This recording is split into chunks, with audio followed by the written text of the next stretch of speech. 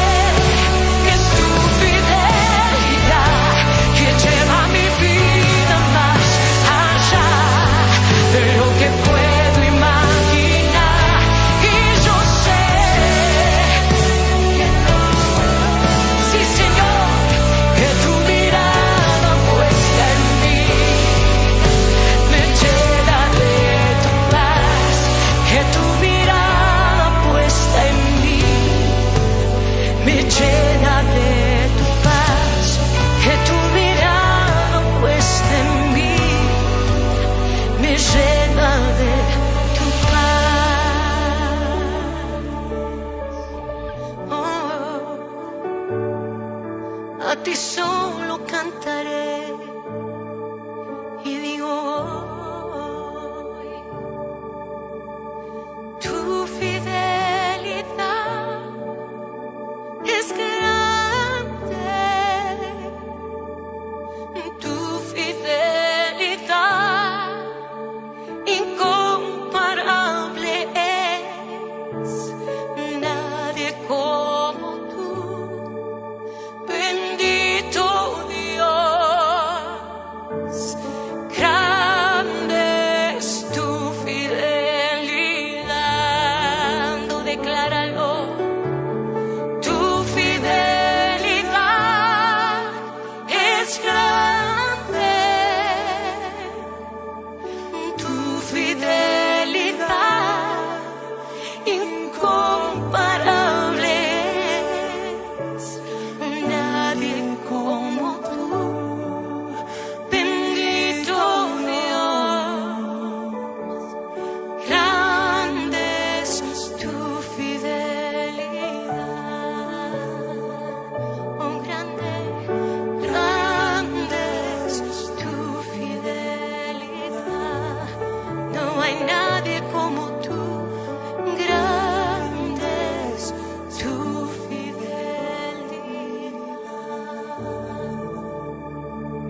Te bendecimos, Dios.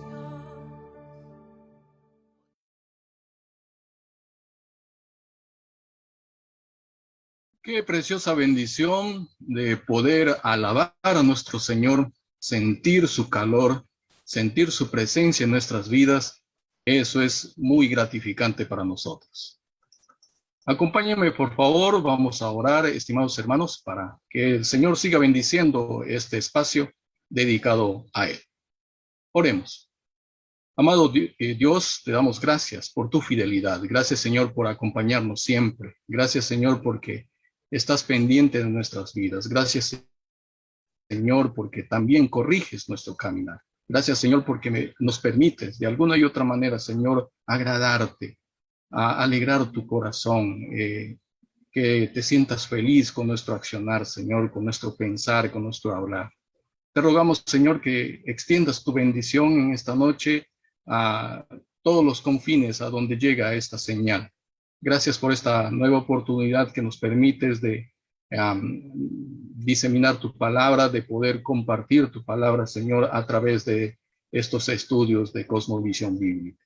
Bendice a cada uno de mis hermanos aquí conectados, a los pastores, a todos, Señor, que conforman y son parte de ti, Señor. Son parte de tu rebaño, son parte de tu redil, y te agradecemos por ello.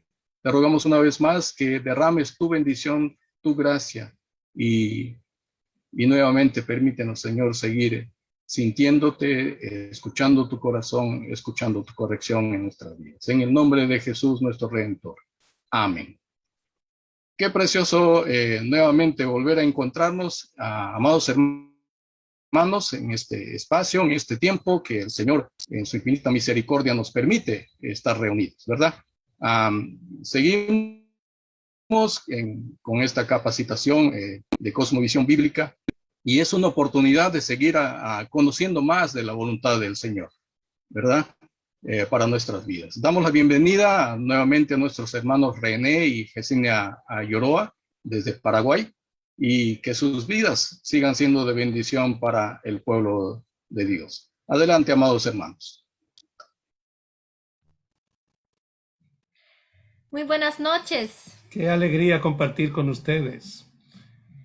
Es muy lindo transportarse especialmente hacia Perú. Yo sé que hay hermanos que están atendiendo de otras ciudades, de otros países, pero sé que la mayoría están en Perú, así que es muy lindo viajar allí a la preciosa tierra peruana, aunque sea en forma virtual. Sí, una bendición poder compartir con ustedes y poder seguir nuestro tema de la cosmovisión bíblica.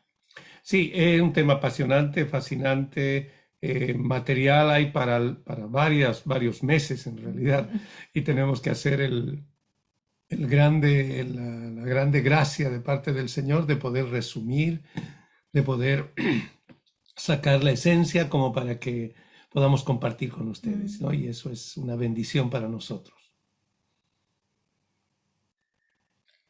Y vamos con el Sí. repaso. Vamos, la vez pasada hicimos un repaso bien rápido, pero habían partes que que quedaron pendientes, entonces vamos a retomar un poco. Si hay alguien que está llegando recién, puede ver las otras clases, creo que están en Facebook, ahí los hermanos estuvieron compartiendo eso. Entonces, eso es lo que para poder ponerse al día con lo que estamos dando, ¿no? Sí, y bueno, esperamos que podamos realmente continuar ahora. Tenemos esta sesión y la última que viene en 15 días más. Sí, Así que estamos muy expectantes que podamos tener un lindo tiempo el día de hoy. sí. Entonces vamos a compartir ahora nuestro PowerPoint y empezamos.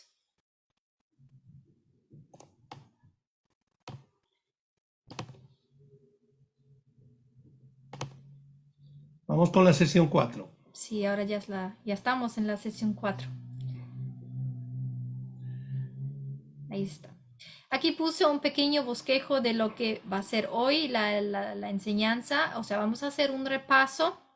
Después entramos en la actualidad cultural, que sería cultura, subcultura y contracultura. Y vamos a enfocar un poco en lo que es la contracultura. Sí, vamos al repaso. Vamos al repaso. Habíamos hablado en la primera sesión acerca del postmodernismo. O sea, habíamos definido todo lo que es la cosmovisión bíblica, que son los lentes a través de los cuales nosotros vemos al universo, vemos a este mundo y entendemos las cosas. Y también las diferentes perspectivas que hay en este universo y los movimientos y las perspectivas que hay actuales, ¿no? Entonces, en base a eso, habíamos visto lo que es el postmodernismo, lo que en realidad ahora nosotros estamos viendo y en realidad ya pasando a un tiempo después del postmodernismo, ¿no? Pero todavía aquí en Sudamérica creemos nosotros que estamos todavía siendo influenciados por el posmodernismo. Sí, en realidad estamos en la tensión del posmodernismo llegando. Ya viene enraizado en la cultura occidental, en Europa, Estados Unidos, y con nuestra Latinoamérica peleando con su animismo y copiando un poco el posmodernismo. Internet ha sido las redes sociales y toda la parte de la revolución en los medios de comunicación han hecho que esto se vuelva el término más globalizado. Sí. Entonces los conceptos viajan mucho más rápido. Y el posmodernismo está vigente, y está vigente en la iglesia, está vigente en la sociedad. Y por eso queríamos hacer un pequeño repaso del posmodernismo, porque la anterior semana en nuestro repaso no tocamos el posmodernismo. Así que queremos un poco pasar rápidamente a vuelo de pájaro por el posmodernismo, porque es la realidad que especialmente nuestros jóvenes están viviendo. Y Carpe Diem, como dice aquí, es justamente el lema del posmodernismo, que significa disfruta el momento. Entonces, no te preocupes por tu pasado, ni por tu futuro, ni por el mañana, sino que ahora mismo disfruta este momento, ¿no? Lo importante es aquí y ahora. Aquí y ahora, y no te preocupes por las consecuencias ni nada de eso. Disfruta tu vida y disfruta el ahora, ¿no? Eso es más o menos el lema para decir que en base a qué vive, ¿no? El posmodernismo, los valores en el posmodernismo ya no están ligados a un absoluto, son libres de seleccionarse y cambiarse fácilmente. Entonces, ya no hay una verdad absoluta como habíamos visto en las diferentes perspectivas, especialmente en el teísmo bíblico, donde sí hay una verdad absoluta. Aquí en el posmodernismo nosotros vemos que no existe eso. No existe una verdad absoluta, y como dijo uno de los pastores esa vez, su verdad absoluta es que no existe una verdad absoluta. Exactamente. Entonces eso es interesante. Aquí yo puse, esto es de Nancy Pearcey, del libro Verdad Total. Si alguien está interesado en leer acerca de eso, los libros de ella son muy buenos. Sí, el libro de Verdad Total es uno de los mejores libros de cosmovisión, ¿no? Es un recomendado para los que ya leyeron el libro de Discipulando Naciones y el libro de Si Jesús fuese alcalde. una tercera opción muy linda es justamente verdad total. Sí. Seguimos. También el posmodernismo ha llegado a las iglesias. Las redes sociales especialmente son de gran influencia en la mentalidad de las personas, son las formadoras de opiniones, ¿no? Sí. Las redes sociales forman la opinión de las personas, especialmente a los niños, adolescentes jóvenes, y obviamente los que están en la iglesia no están a salvos de eso. Sí, no, y ahora este es tremendo, ¿no? Como decía el amigo Josh McDowell en una conferencia en la cual yo estaba traduciendo para él, me acuerdo, pastores decía, no digan cualquier cosa en el púlpito, porque inmediatamente sus audiencias jóvenes van a googlear y van a ver si en el Google dice exactamente como usted lo está compartiendo. Así que realmente es así. Y ahí está la caricatura, dice, no, yo sé lo que esto dice, pero le voy a dar mi propio significado. Entonces, hasta con la Biblia se hace eso, se saca versículos y lo aplicas. Hasta ven en Facebook y en Instagram, está muy de moda, o estaba, colocar una foto de sí mismo y con una frase célebre o un versículo bíblico, hacían los cristianos, ¿no? Y muchas veces ni aplica lo que se quiere decir, La ¿no? vida real y Sí. el versículo están muy distantes el uno del otro, Sí. ¿no? Entonces el posmodernismo también tiene que ver mucho con el misticismo, y también esta famosa frase es mi verdad y tú respetas mi verdad y yo respeto tu verdad. Es simplemente Es algo muy personal, sí. muy subjetivo. Sí, es una experiencia emocional, y aquí es donde las iglesias realmente se pueden ver afectadas, porque no sé, el compromiso ya no es por responsabilidad, sino que es hasta donde me siento parte, hasta donde me siento bien, y si desaparece ese sentir bien, ya no estoy tan comprometida, que digamos, ¿no? El peligro siempre es que especialmente la parte de alabanza y adoración puede llevar a experiencias emocionales que sean el fondo al final y no sencillamente la expresión de una real relación con Dios. Sí. Y ahí entra la inestabilidad y la falta de compromiso, como yo dije, ¿no? Realmente eso es lo que vemos, que las iglesias están afectadas, ¿no? Sí, la inestabilidad y sobre todo esa falta de compromiso, por ejemplo, falta de compromiso con los principios. Sí. Para el posmodernista, el tema de la pureza sexual ya no es algo a buscar. Total, eso yo lo interpreto a mi manera. El amor se interpreta a la manera personal. Así es. Aquí esto es un resumen de, bueno, no sé si cerramos así el posmodernismo. Sí, no sé si hay alguna Sí, cosa más. Sí, después si tienen preguntas acerca del posmodernismo, también pueden escribirlas y a la hora sí. de responder al final de la Sí, sesión. eso era solo y vamos a conectar esto del posmodernismo, como la persona influenciada por el posmodernismo tiene muchas dificultades con los compromisos en la vida, de asumir responsabilidad, de establecerse en un lugar, hasta de estudiar una carrera o algo así. Muchas veces empiezan una carrera, la dejan, van a otra cosa, no se deciden, ¿no? O sea, la característica es que no hay profundidad. Y no hay, sí, eso justamente, no hay profundidad y no hay constancia, ¿no? Entonces, vamos a conectarlo un poquito más, en un ratito lo vamos a conectar con otro tema que queremos profundizar hoy. Sí, perfecto. Esto es solamente un pantallazo para que vean lo que vimos la semana pasada, ¿no? Estuvimos hablando desde las tres perspectivas: animista, teísmo bíblico y secularismo, y estas fueron las perspectivas fundamentales que vimos. Sí, y esto es importante para recordar. Sí hay tres cosmovisiones básicas en conflicto: el animismo, el teísmo bíblico y el humanismo secular o secularismo, ¿no? Ahora, los tres tienen respuestas diferentes a las verdades fundamentales, lo que la Biblia llama fundamentos. Esos fundamentos se comparan con los cimientos de una estructura, de un edificio. Eso es lo que da forma, da margen, sostiene a lo demás. Por eso la piedra del ángulo de ese edificio hipotético que estamos hablando es la realidad última. Ujú. Entonces nosotros habíamos invertido bastante tiempo en la diferencia que hay y la evolución del pensamiento en cuanto a la realidad última, especialmente entre los cristianos. Mm. Entonces estaba el animismo, que tenía una realidad última enteramente espiritual, y estaba por contrapartida el secularismo, cuya realidad más bien era todo lo contrario, era completamente física, completamente natural, ¿no? Y en el contraste con ambas está el teísmo bíblico, que habla de un Dios inmanente y trascendente, ¿no? Sí.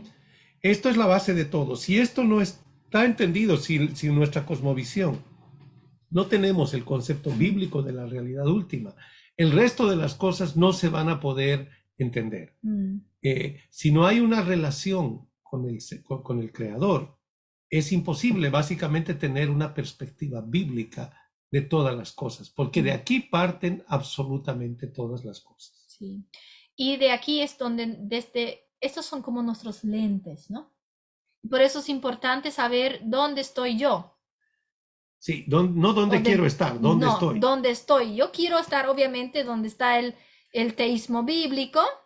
Este es el teísmo bíblico, o sea, la perspectiva de la Biblia, de la cosmovisión bíblica. Fundamentos de la Sí, cosmovisión bíblica. Pero lastimosamente en todas nuestras perspectivas, en nuestro entendimiento se ha infiltrado mentiras sin que estemos conscientes. Entonces, y especialmente aquí en Latinoamérica, el animismo es el que más ha influenciado o se ha quedado quizás. En realidad es la raíz de Sí. nuestro pensamiento, es animista. Ujú. Más bien cuando nos convertimos, empezamos a mudar nuestra manera de pensar conforme a Romanos 12:2.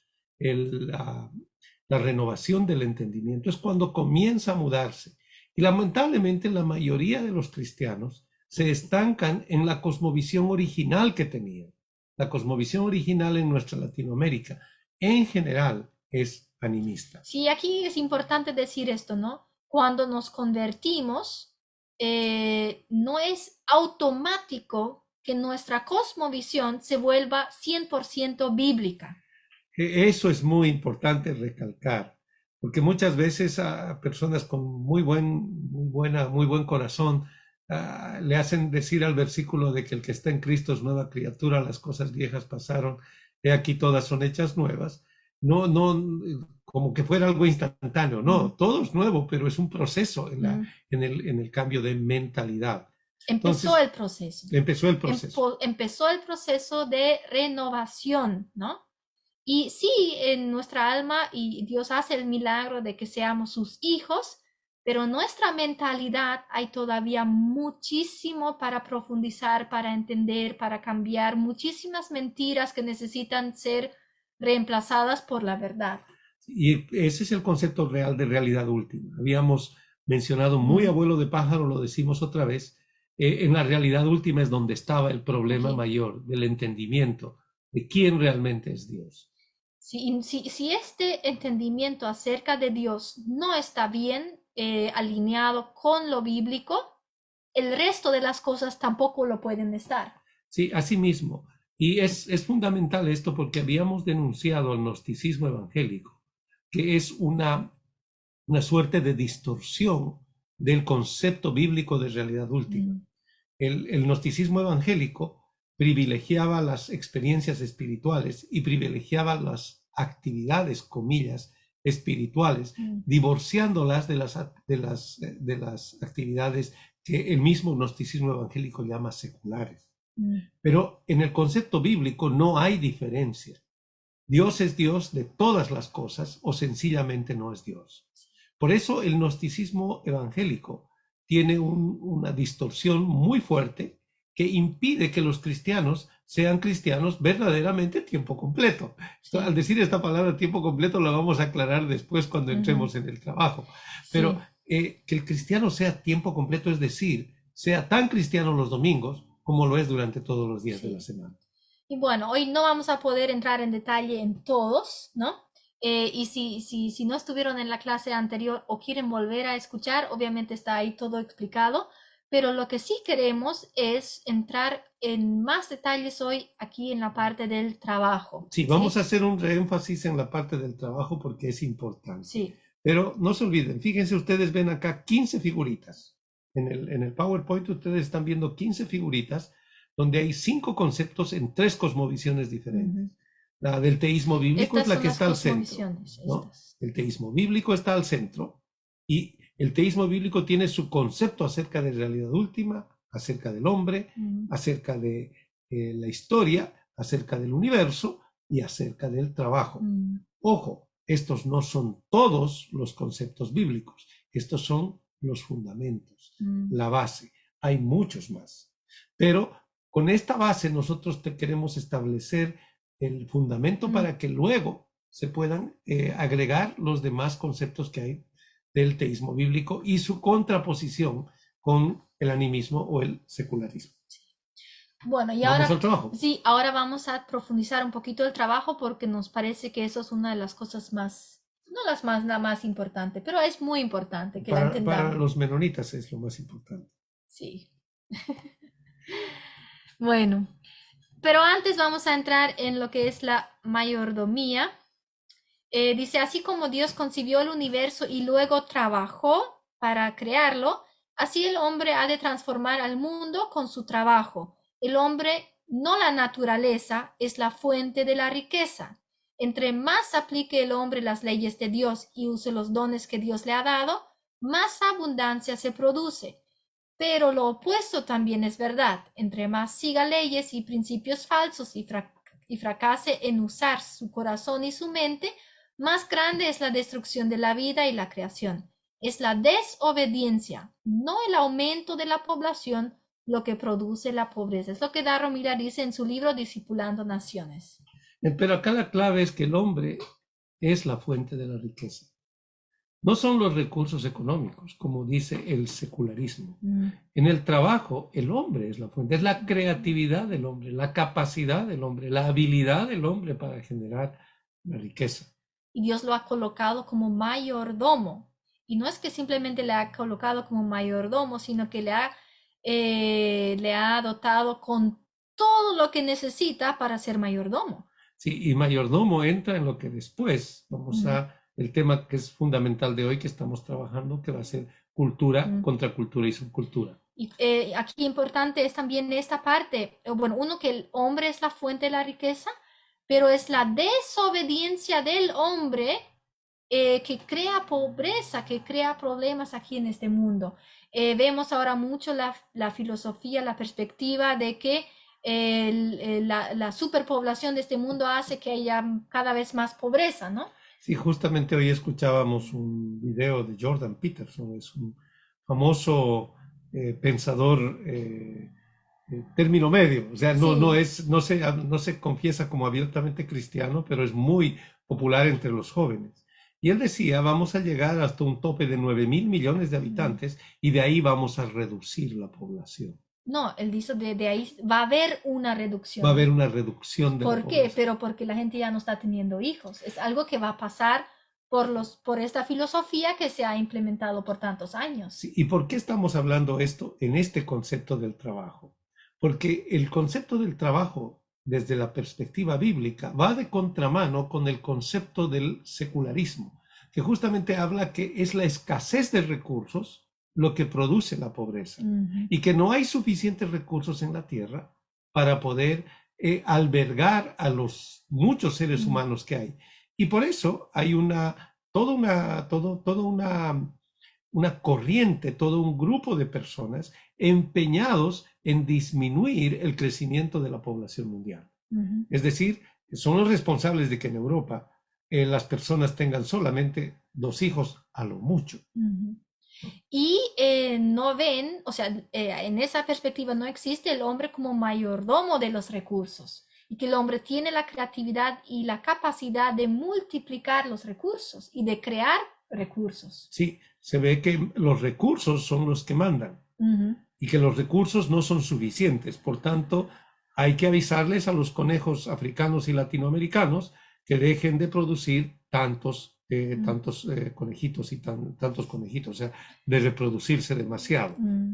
Suena chistoso, pero en realidad detrás de eso hay una filosofía terrible que es justamente lo que se conoce como la cultura de la muerte. Y los cristianos estamos siendo afectados por eso. ¿Cuántas familias cristianas deciden tener un hijo, 2 hijos Solamente. Y es porque están siendo influenciados por esta filosofía, esta perspectiva humanista? Sí, la perspectiva. No debieras, si tú no tienes recursos, no debieras tener hijos. Sí. Estábamos justamente en un encuentro de matrimonios hace 2 días atrás, y es interesante, parte de nuestro encuentro de matrimonios era contar las historias de las vidas de las personas. Todos menos 2 de los participantes, 3, justamente Yesenia, yo y un pastor, todos menos los 3 eran hijos de tercero para arriba.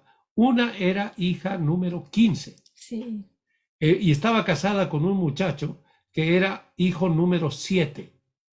¿Por qué les digo esto? Porque si ellos los padres de ellos hubieran vivido en esta época, estas 2 personas no hubieran existido. Sí, porque hoy en día deciden tener 2 o 3 hijos. El hijo número 4, el hijo número 5, el hijo número 6 ya no existen. Y eso es terrible, y eso Sí. tiene que ver con cosmovisión. Y eso es lo que está pasando con las familias cristianas. Y es lo que pasó, por eso es lo que le digo, pasó en Europa, y en Europa ninguno de los países está en crecimiento de población positivo. Y eso es parte de la mayordomía. Y vamos a ver un poquito más adelante cómo eso encaja Sí, perfecto. con el mandato que Dios dio a la humanidad. Vamos adelante. Estamos todavía en repaso. Sí. No, esto es el trabajo, ya estamos entrando en el trabajo. Uy. Nuestro PowerPoint se congeló. Entonces, vamos a ver. ¿Nos están copiando? Sí, creo que nos están escuchando. Debería. Voy a salir y entrar de nuevo.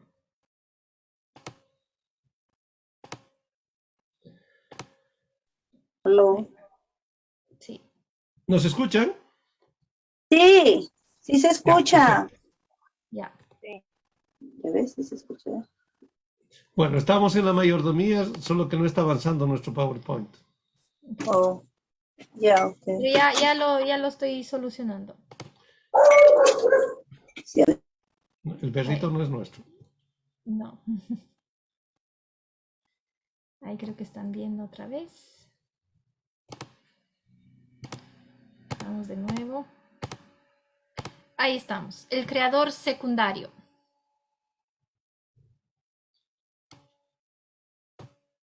Ahí quiero ponerlo.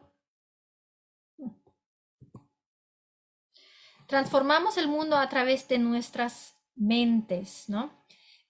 Aquí pusimos El cread pere. ¿El qué? El cread pere. ¿Qué es eso? El creador secundario debe imitar al creador primario. Ah, el creador. Si el creador secundario debe imitar al creador primario. Pero aquí vamos, creo que, a explicar un poquito eso, ¿no? ¿Y por qué esa figura que está ahí al lado? Sí, Dios creó este universo y Dios creó los elementos que contiene este universo. Y Dios creó, en este caso, con respecto a esta imagen, Dios creó la piedra. Pero un hombre llamado Miguel Ángelo llevó esa piedra, se imaginó, usó su mente, su fantasía, su imaginación y vio un David en esa piedra y lo diseñó. Lo esculpió. Lo esculpió. Y eso es ser un co-creador. Eso es imitar al creador. Dios creó a esta imagen. A través de Michelangelo. Sí, o a través de Miguel Ángel. pero le dio la capacidad, la imaginación y la creatividad a Miguel Ángelo para poder hacerlo. Sí, entonces Miguel Ángel es el creador secundario y ese es el ejemplo que nosotros queríamos dar. Dios nos ha dado esa capacidad de crear juntamente con él. De una piedra Dios, Ujú. a través de Miguel Ángel, saca el famoso David. Sí. Por eso el creador secundario debe imitar al creador primario. O sea, nosotros debemos imitar a nuestro creador y ser creadores también. ¿Sí? Asimismo, Con los recursos que Dios nos ha dado. Dios le ha dado al hombre la habilidad de descubrir el diseño que hay detrás de la naturaleza, la ciencia, y de aplicar esas leyes, la tecnología, para combatir los estragos de la maldad natural, los cardos y espinas. esa es la tarea que Dios le ha dado al hombre. Mm. ¿No? Dios, con esa tarea, el hombre está destinado originalmente a transformar la creación, de la creación caída que tiene cardos y espinos, volver algo más agradable, más acogedor, conforme al deseo del corazón de Dios. Sí. La tecnología es la aplicación moral de la ciencia para beneficiar a la humanidad y a la creación para la gloria de Dios. Esto es un concepto bíblico, por si acaso, que tiene que diferenciarse de lo que es el concepto del humanismo secular en particular. Porque en el animismo no hay tecnología. Definitivamente no hay tecnología. Pero en el humanismo secular hay una tecnología torcida, que es la que ha dado lugar al abuso, a tantas cosas que son muy difíciles de hasta mencionarlas. Pero la tecnología desde la perspectiva bíblica es la aplicación moral de la ciencia para beneficio de la humanidad. Y estos conceptos son muy profundos y muy importantes. Si usted tiene tiempo para después tener este material y volver a leerlos y volver a meditarlos, porque es difícil agarrarlos de una, ¿no? Es importante. Bueno, el trabajo, como ya habíamos dicho, desde las diferentes perspectivas, desde la perspectiva animista, es para sobrevivir y es una carga y es una maldición. El trabajo para el animista es lo peor que ha pasado. Y habíamos dicho, gracias a Dios que es viernes. Famoso el gracias a Dios. ¿Qué quiere decir? Que mi trabajo es una maldición. Que ni modo, tengo que trabajar. Qué terrible. Qué maldición que tengo sobre mí. Es una carga pesada que está sobre mi hombro. Ese es el trabajo para el animista. Sí. Entonces, el animista es el que hace el trabajo por obligación, ¿no? Porque tiene que hacer para sobrevivir, ¿no? Ni modo. Y el secularismo, el trabajo es para consumir. O sea, también es una obligación, es algo que tengo que cumplir, es una obligación y mi responsabilidad hacerlo, pero es para que yo pueda tener dinero, pueda tener un nivel social quizás cada vez más alto, con más cosas, con más recursos, con más comodidad. Para el secularismo lo que importa es cuánto uno gana. O sea, el secularismo es un intercambio de tiempo por dinero. Sí. Y el secularista se mide, mi hora vale tanto. O sea, mi hora vale cierta cantidad de dólares, pesos, soles o lo que sea.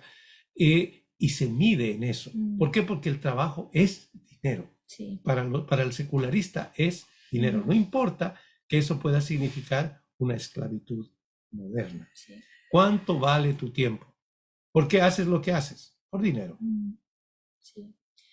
Y para el teísmo bíblico, la perspectiva bíblica es un llamado y es para glorificar a Dios. O sea, es la vocación. Para el teísmo bíblico el trabajo es muy diferente. Ahí vemos una banderita plantada que dice Coram Deo.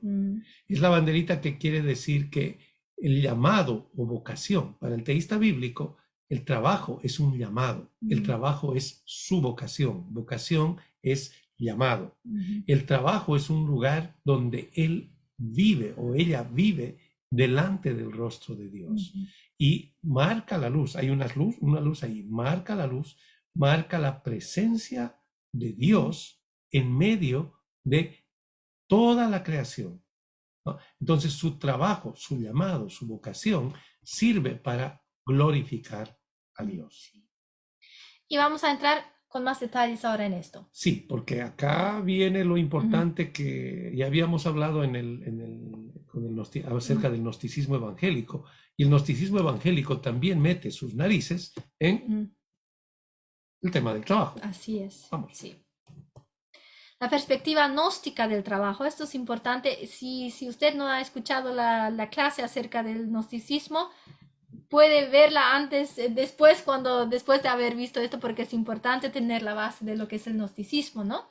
El gnosticismo es cuando se separa lo espiritual de lo físico, del domingo, del resto de la semana, de lo Sagrado de lo secular. sagrado de lo secular, ¿no? Es como una mente dividida. Ustedes pueden ver en ambas figuras que es un Dios limitado a la realidad espiritual solamente. Es un concepto griego en realidad, es una derivación de un concepto griego de la espiritualidad. No es un concepto bíblico, es un concepto griego en el que desafortunadamente a lo largo de la historia, tanto católicos como evangélicos cayeron en su tiempo. Y aquí ustedes ven la línea que hay, es que separa a Dios y la espiritualidad del resto del universo. Entonces, en el primer cuadrito, es el llamado al tiempo completo. El llamado del ministerio tiempo completo, ¿no? Sí, o sea, Dios es el que no trabaja secularmente, sino que dedica su vida a tiempo completo al ministerio. En otras palabras, por fin me libré de este maldito trabajo, de este mundo secular, de terrible. Por fin voy a trabajar de portero en la iglesia, o voy a trabajar de secretario en la iglesia, o voy a ser pastor. O misionero. O misionero. Así es. Entonces, ahí hay una división en la mente de la persona. ¿Por qué? Porque deja de lado el mundo secular, como lo entiende, y se va al mundo sagrado. Y ahí es donde va a dedicar su tiempo. Y por eso dice, el dedicado Por tiempo. fin voy a poder servir al Señor. Sí.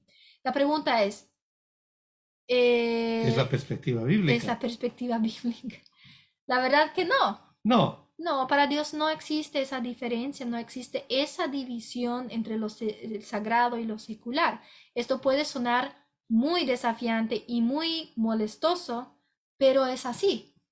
Para Dios no existe el universo aparte, lo físico aparte y lo espiritual aparte, y el que hace labor de pastor o hace labor de líder de alabanza o que es el profe de escuela dominical hace trabajo más espiritual que el que limpia los pisos de la iglesia o que trabaja en un supermercado o que es ama de casa o el que lava los platos, ¿no? Podemos lavar los platos para la gloria de Dios. Y sí, justamente es eso, no hay diferencia. O Dios es el Dios, a la izquierda ustedes están viendo, es el Dios que no es el Dios de todo, es solamente el Dios del aspecto espiritual. Por eso, en esta perspectiva, yo tengo que huir del mundo y por fin ser espiritual. Es un concepto gnóstico. Y en la otra, en la derecha, ustedes ven el otro que va del mundo espiritual al mundo secular como ¿cómo sería? Como una cruzada espiritual. Una cruzada espiritual, o sea, se va al mundo secular para poder conquistarlo. Esta es una iglesia que evangeliza. Entonces, nosotros logramos hacer una oración, un grupo casero dentro de la fábrica del hermano. O logramos hacer un grupo casero dentro del parlamento del país. Pero espera un poquito. ¿Desde qué perspectiva? Sí. Entonces, estas dos perspectivas son muy importantes de entenderlas porque estas son las que normalmente existen en las iglesias y las iglesias se mueven en base a estas dos perspectivas. Habíamos dicho al principio que solamente un 96%, o sea, es decir, solamente un 4% de la iglesia del Señor tiene una perspectiva bíblica, una cosmovisión bíblica. Y justamente donde más se ve esta situación es en la perspectiva del trabajo. Esta es una perspectiva gnóstica del trabajo, no es una perspectiva bíblica del trabajo, es una perspectiva, si se quiere, griega del trabajo, filosofía griega, espiritualidad griega. Pero veamos, lo contrastemos con lo que realmente es y cómo tiene que ser. Aquí estaba ¿no? El teísmo bíblico. Vimos atrás, porque esta es la perspectiva bíblica del trabajo. Como habíamos dicho y lo remarcamos otra vez, es un llamado, es una vocación, no necesariamente religiosa. No necesariamente, entonces, en la vocación que tenga, sea carpintero, sea mecánico, sea ama de casa, sea pastor, sea sea lo que sea, lo que sea tu vocación, es un llamado de Dios y para glorificarle a Él. Y si tenemos esa mentalidad, nuestro trabajo ya no es una maldición, nuestro trabajo ya no es una carga, nuestro trabajo es para glorificar a Dios y para construir el reino de Dios aquí en esta tierra. Sí, y eso es muy importante porque acá hay que ver que perspectivas como estas son las que realmente traen transformación de las naciones y discipulado de las mismas. Y trae libertad. ¿Cuántos jóvenes se van condenados a la universidad? No saben qué carrera elegir, se sienten mal al decir, no, yo quiero estudiar, no sé, ingeniería, pero debería estar tiempo completo, debería ser misionero. No, y lo que te apasiona, lo que te gusta hacer, ¿qué es lo que te apasiona? ¿Qué es lo que te gusta hacer? Normalmente es eso lo que Dios ha colocado en ti, los dones y talentos que Dios te ha dado, por algo te los ha dado. Eso forma parte de tu llamado. Sí, y bueno, pero podemos hablar más de eso más adelante. Aquí vamos a algo muy importante. Antes de la caída, Dios requirió el trabajo diligente de Adán. Cuando Adán pecó, Dios maldijo la tierra, no el trabajo. Dios maldijo la tierra, no el trabajo, para que el hombre pudiera ahora trabajar en invertir esfuerzo para proveer para su sustento. Entonces nos tiene que caer la ficha, nos tiene que prender la lucecita de que el trabajo no es una maldición.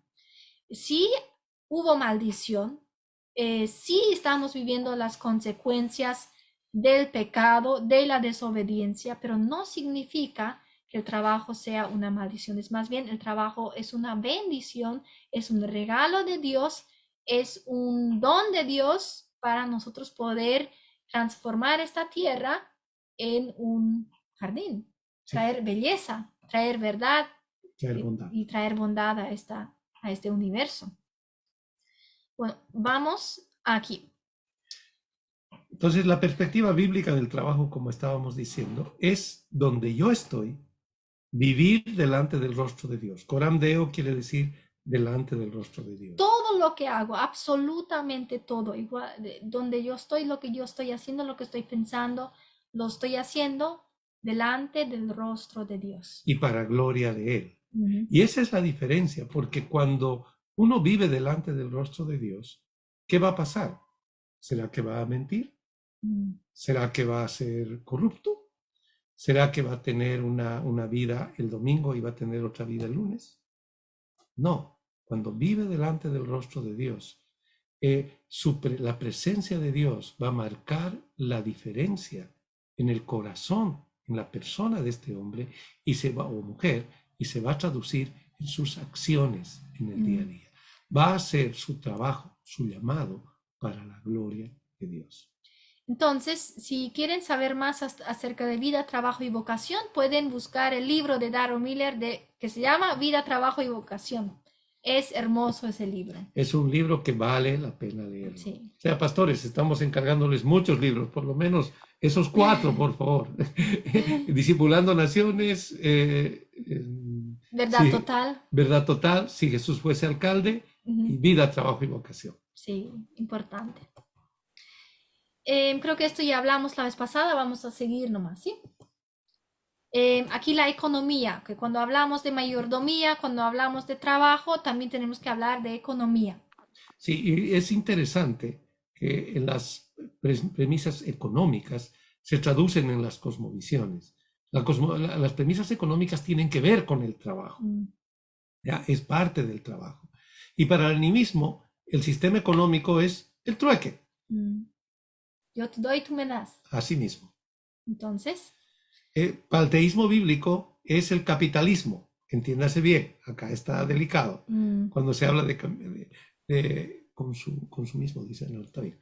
El capitalismo, ¿no? Porque es la forma de desarrollar libremente el sistema económico, es decir, dentro del margen de la libertad, dando espacio para la creatividad, dando espacio para que cada persona pueda desarrollar su propio emprendimiento.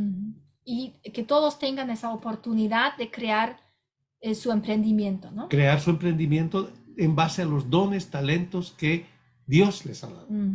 El secularismo lo ve como consumismo. Otra vez, en el secularismo el sistema económico es dinero. Sí. Lo que importa es el dinero. No importa que uno sea un infeliz haciendo lo que tiene. Lo importante es que su cheque o su chequera o su pago de fin de mes le llegue.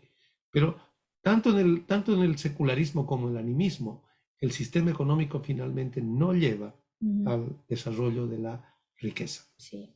El trabajo, como ya dijimos, en el animismo es supervivencia, en el secularismo es el poder consumir y en el teísmo bíblico es glorificar a Dios. Así ya lo habíamos hablado, ¿no?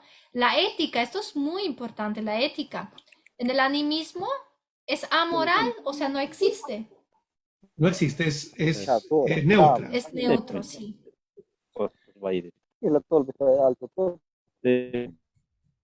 En el secularismo, ¿nos escuchan? Parece que está...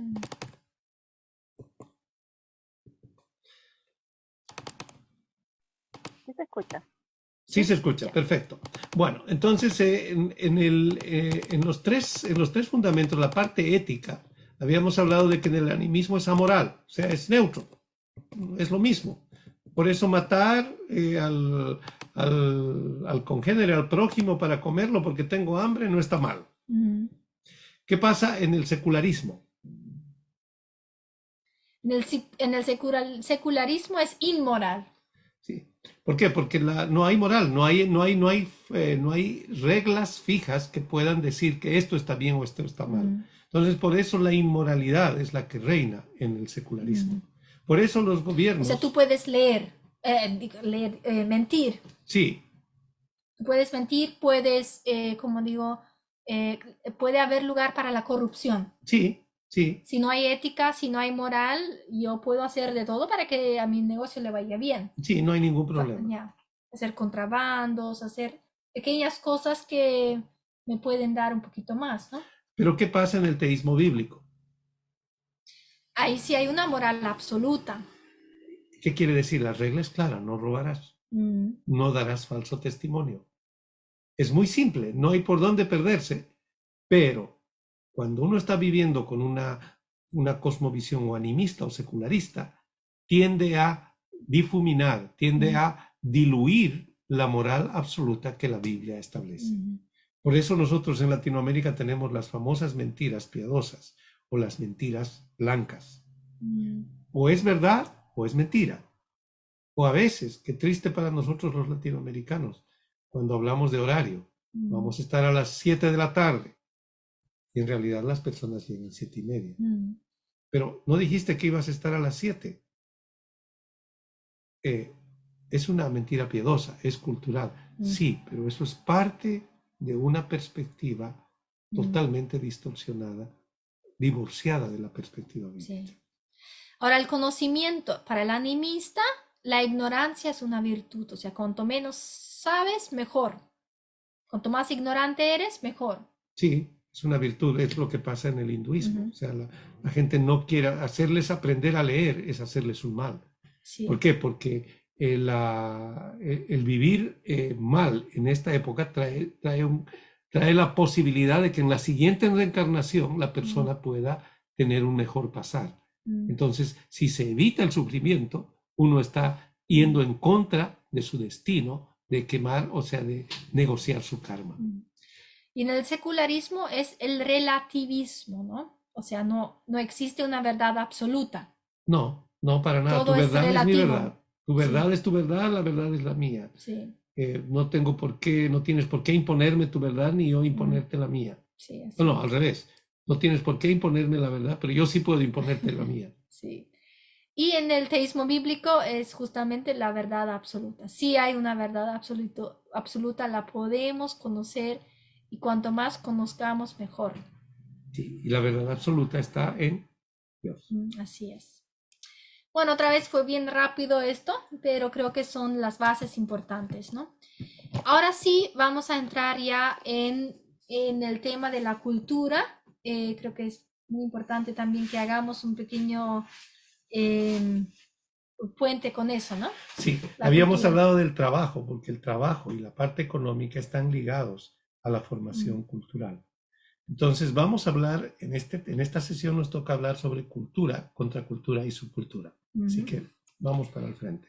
Esto vamos a usar, esta imagencita vamos a usar varias veces. Sí, continúa. Esta clase y también la siguiente, ¿no? Sí. ¿Qué vemos ahí? Ahí vemos 3 árboles que reflejan culturas, que reflejan sociedades, que reflejan que en sus raíces tienen ciertas creencias. En el árbol de la izquierda, que se ve muy raquítico, en su fundamento, en el fundamento de esta cultura o sociedad, están muchas M, quiere decir mentiras, ¿no? Y tiene unas poquitas Bs que son verdades. Entonces, ¿qué pasa? La cultura florece, o sea, ahí existe el árbol, pero el árbol está en muy malas hojas, está seco, porque hay más mentiras que verdades, o sea, se alimenta de mentiras, y las mentiras llevan a la muerte y no a la vida. Sí, las mentiras que forman parte de la cultura. Sí. Y es como que el suelo donde ustedes ven las verdades y mentiras, es de qué se alimenta ese árbol, es el suelo, son los nutrientes que el árbol necesita para poder crecer, ¿no?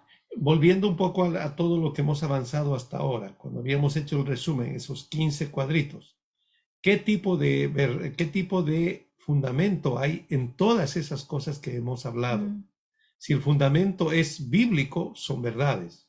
Si el fundamento no es bíblico, es decir, ya sea animista o ya sea secularista, entonces son mentiras.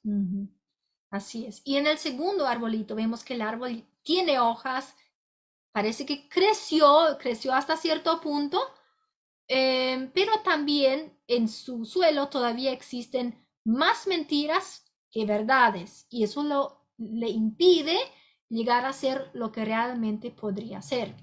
Ahora, en el tercero vemos que hay más verdades que mentiras, y eso hace que el árbol creció más y se desarrolló más que los anteriores. Y prosperó más. O sea, hay una prosperidad mayor. Hoy en día se clasifica a los países por su calidad de vida. Entonces hay un ranking de países donde los sociólogos, psicólogos y trabajadores sociales han desarrollado una serie de medidas para ver cómo camina una sociedad. Y el país número 1, hasta donde yo sé la última vez en ese ranking, era Noruega. Noruega tenía un alto índice de vida, donde realmente la parte económica estaba totalmente desarrollada, los servicios, y obviamente nuestros países latinoamericanos estaban un poquitito al margen. Bueno, tenemos un pequeño problemita técnico acá. Ya está, sí. Bueno, entonces esos nuestros países están un poquitito dentro de ese marco donde hay muchísimas mentiras en su fundamento, y por eso realmente no han progresado. Entonces esto puede representar nuestra propia vida, puede representar nuestra familia, nuestra sociedad, nuestra cultura y nuestra nación. Sí, vamos al frente. La cultura y contracultura. Vamos a definir algunos conceptos para poder construir sobre eso, ¿no? Dios crea el universo y Dios crea al hombre. Sí, vamos a empezar a sentar las bases. ¿Cómo es que la cultura se crea? El origen es que Dios creó el universo y Dios creó al hombre. Vamos a seguir. El universo refleja la naturaleza y el carácter del creador, y el hombre la cultura del reino. El hombre construye debería definir la cultura del reino. Originalmente, esto es el original. El universo refleja la naturaleza y el carácter del creador, y el hombre debería reflejar al creador y establecer la cultura del reino. Acá estamos empezando ya con la palabra cultura. Esta es la cultura original. Esto es lo que Dios estableció al principio en Génesis, el famoso mandato cultural. Sí. El mandato cultural, en Génesis 1, 26 al 28, lo leemos. Entonces dijo Dios: hagamos al hombre a nuestra imagen, conforme a nuestra semejanza, y señoree en los peces del mar, en las aves de los cielos, en las bestias, en toda la tierra, y en todo animal que se arrastra sobre la tierra. Y creó Dios al hombre a imagen de Dios lo creó, varón y hembra los creó. Y los bendijo Dios y les dijo, fructificad y multiplicaos, llenad la tierra y sojuzgadla, y señoread en los peces del mar, en las aves de los cielos y en todas las bestias que se mueven sobre la tierra. Este es el mandato cultural, esta es la tarea, ¿no? Ya hablamos sobre la imagen cuando hablamos del hombre, hablamos de que el hombre es imagen y semejanza de Dios. Pero acá también está la tarea que el hombre recibe de parte de Dios para hacer en la tierra. Esta es la razón por la cual Dios creó al hombre. Este es el mandato que Dios le ha dado. Y esto tiene que ver con el trabajo. Exactamente. ¿Por qué hicimos tanto énfasis en el trabajo? Justamente para poder cumplir el mandato cultural, también se necesita el trabajo. Si con el trabajo vamos a poder hacerlo. Bueno, la identidad del hombre se define por el imago Dei. ¿Qué quiere decir? Imagen de Dios. Y ahora, el propósito es la mayordomía subcreadora, la que da origen a la cultura. ¿Ya? Mayordomía es una palabra de administración. Mayordomía quiere decir administración. Entonces es una administración subcreadora. Como habíamos hablado de Miguel Ángel, cuando de la piedra sacó el David, su famoso David, es esa la subcreación, la parte creativa del hombre delegada por Dios, lo que crea la cultura del reino. ¿Es Dios un controlador fanático o un delegador creativo? Y justamente es ahí donde se ve qué pasa con la cultura, ¿no? La mayor parte de las perspectivas erróneas ven a Dios como un controlador fanático, un controlador que está al tanto esperando que caigamos, esperando que hagamos algo malo para poder consumar a caer sobre nosotros. Pero en realidad lo que la Biblia dice acerca de Dios es que Él es un delegador creativo, es decir, nos hace partícipes de la extensión de la cultura del reino, la extensión de su cultura. Ese es el plan original de Dios. Y Él nos delegó eso, ¿no? Nos dio a nosotros, Sí. para hacerlo con Él. Aquí hay varias perspectivas, ¿no?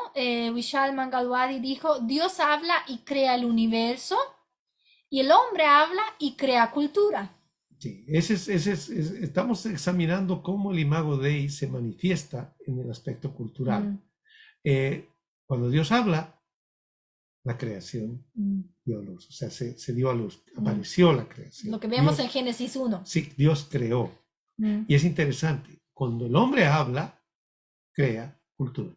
Y sí, bueno, sí, seguramente participaron de los cursos de Amo y ahí van a encontrar con Cristina, ¿no? Ahí el lenguaje es lo que crea la cultura, ¿no? Exactamente. Entonces va con esto.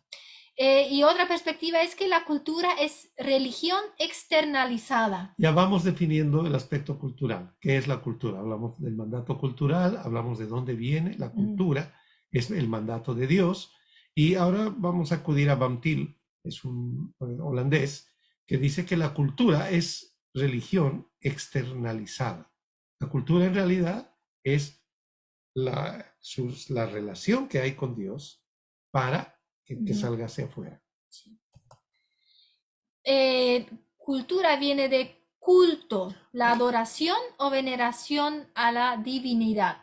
Ya, entonces, ¿dónde sale la cultura? Justamente como Van Til dice, que es la expresión de la religión del hombre, la cultura, justamente porque la palabra cultura viene de la palabra culto.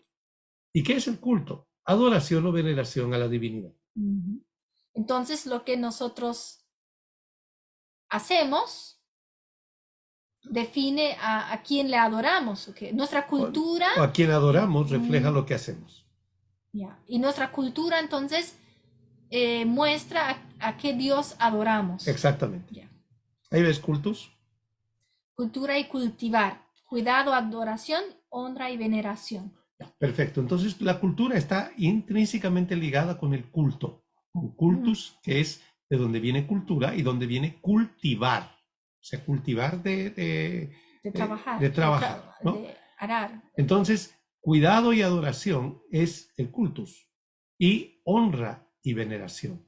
Entonces, todo está ligado al resumen que acaba de hacer Yesenia. Como es el Dios que yo adoro, así es mi comportamiento.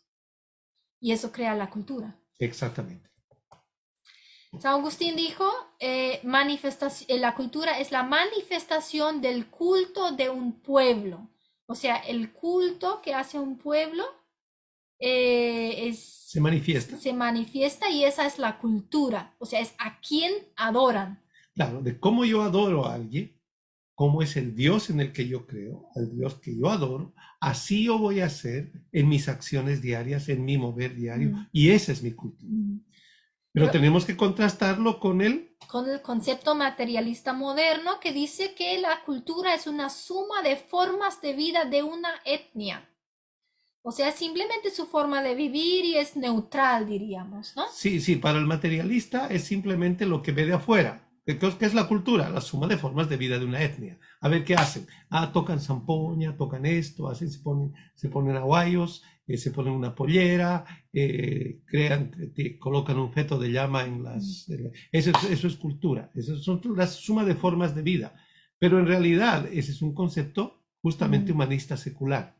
El concepto bíblico es justamente que la cultura refleja la manifestación del Dios al cual adoramos.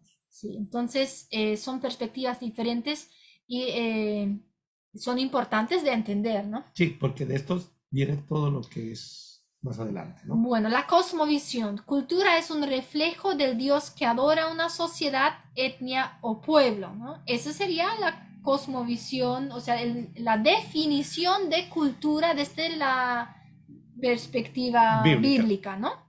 En contraste a eso vemos que es una concepción moderna, antropológica.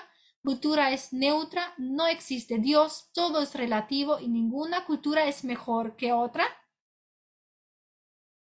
Buena pregunta, ¿no? Ninguna cultura es mejor que otra. Bueno, podemos decir, no, mi cultura es mejor. La mía, por supuesto. ¿Cuál es mejor entre la de ella y la mía? Obviamente la mía. No, es una broma, pero fíjense, ¿cómo vamos a ilustrar esto? Cuando nuestros misioneros descubrieron a la tribu Surwajá. Es interesante, fue en el Amazonas, allí más allá de San Juan de Maranhão, en el Amazonas brasilero. Nuestros misioneros tuvieron que entrar desnudos para poder entrar en contacto por primera vez con estas culturas. Y se encontraron con un pequeño y grande problema. Era el problema del infanticidio. ¿Ya? Los niños si nacían con algún tipo de defecto, o nacían mellizos, por ejemplo, o alguna cosa que no podían hablar, un labio leporino o alguna situación, eran sacrificados. Entonces, para el concepto modernista, o sea, el concepto moderno antropológico, eso está bien. Hay que dejarles con sus costumbres que ellos tienen, hay que dejarles en lo que ellos están haciendo porque esa es su cultura, esa es su forma de hacer las cosas. Eso es lo que creen. Entonces uno no tiene por qué intervenir en esa cultura y tenemos que respetar esa cultura. Entonces dejamos que maten a los niños. Y si desde esa perspectiva es lo que deberíamos hacer. Pero justamente nuestros misioneros, por tener la perspectiva bíblica del respeto a la vida, tuvieron que confrontar esta situación. Y milagrosamente, los que puedan ver la película Hakani, está ahí, pueden googlear Hakani, está ahí una producción muy linda hecha sobre los hechos reales que pasaron con una niña que se llamaba Hakani e iba a ser sacrificada. Providencialmente, el hermanito logra llevarla al lugar de la misión, que es cabalmente la misión nuestra allá en el Amazonas, y Hakani ahora es una misionera, ¿no? Pero es justamente donde entra el concepto de cultura y la definición de cultura, ¿no? La concepción de que toda la cultura es relativa. Bueno, no, la cultura es un reflejo del Dios que adora una sociedad, etnia o pueblo. Así es. Cultura debe ser criticada y evaluada, distinguir entre lo que engendra justicia o corrupción. Como dijimos, La cultura no es neutral desde la perspectiva bíblica y hay que analizar la cultura para saber a qué Dios estamos adorando. ¿Por qué? Porque el Dios que nosotros conocemos o deberíamos conocer es un Dios justo y no corrupto. Pero si en nuestra cultura hay corrupción y hay injusticia, hay algo que está pasando que no está bien. En el concepto acerca de Dios que las personas tienen. De acuerdo al concepto que uno tiene de la persona de Dios, así es su cultura o así es su comportamiento. Entonces, en el caso personal. Si en mi cultura existe la corrupción, yo tengo un concepto de un Dios corrupto. Un Dios, en realidad es un Dios animista. Porque el animismo es aquel que negocia. O sea, tengo que arrodillarme, tengo que andar de rodillas 3 kilómetros y así Él me va a dar el favor que yo necesito. No importa que ese favor no tenga nada que ver con la moral o la ética. Quizás ese favor puede ser un negocio donde yo robo a las personas. Entonces, tiene que ver con la clase de Dios el que adoramos, tiene que ver con nuestra cultura. Pero acá es clave en este PowerPoint lo que estamos colocando. Si la cultura trae libertad o trae esclavitud. Eso es muy importante. Eso distingue. Estas son como parámetros que distinguen la cultura del reino de lo que no es la cultura del reino. La cultura del reino trae libertad, no esclavitud. La cultura del reino trae compasión, no crueldad. La cultura del reino trae bienestar económico, no pobreza. Sí, esto es bueno para poder analizar nuestra cultura, ¿no?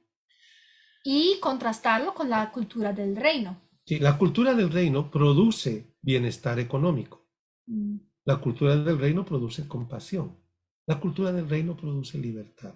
Si mi cultura no está produciendo eso, es porque mi cultura necesita desesperadamente que la cultura del reino de Dios se pueda enraizar en el corazón de la mayoría de las personas de mi cultura.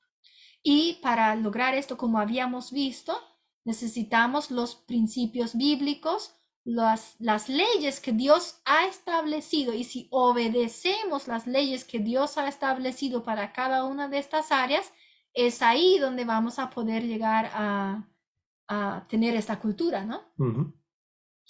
Bueno, aquí hay 3 rostros de la cultura: las leyes y principios físicos y metafísicos, morales y estéticos. Ya. Entonces la cultura, cualquier cultura tiene estas tres leyes y principios, ¿no? Los físicos y metafísicos son leyes físicas, y metafísica quiere decir lo que conocemos como espiritual, lo que está por encima de lo físico, ¿ya? Y por otra parte están los aspectos morales, las leyes y principios morales, y las leyes y principios estéticos. Lo moral sería lo que es bueno y lo que es malo, y lo que se define como bueno y lo que se define como malo. Exactamente. Y lo estético, lo que es hermoso, lo que es feo, ¿no? Lo físico y metafísico es lo que se puede tocar, lo que es real, y lo que es intangible. ¿Ya? La cultura del reino de Dios, el clamor de venga tu reino. Es lo que nos enseñó Jesús. O sea, fue muy claro con la cultura del reino. Él dice: Padre nuestro que estás en los cielos, santificado sea tu nombre. Venga tu reino. Ese es el clamor. Venga tu reino. Así como en el cielo, también en la tierra. ¿Qué es el reino? Ámbito donde se cumple la voluntad de Dios, la voluntad del rey. Sí, entonces, ¿dónde está el reino de Dios? ¿Cuál es la cultura del reino? O sea, nosotros deberíamos establecer aquí en esta tierra la cultura del reino. ¿Cómo?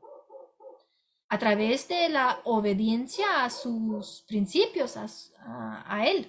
Sí, nosotros los que adoramos a Dios, al Dios verdadero, debiéramos manifestar a nuestro Dios en la tierra.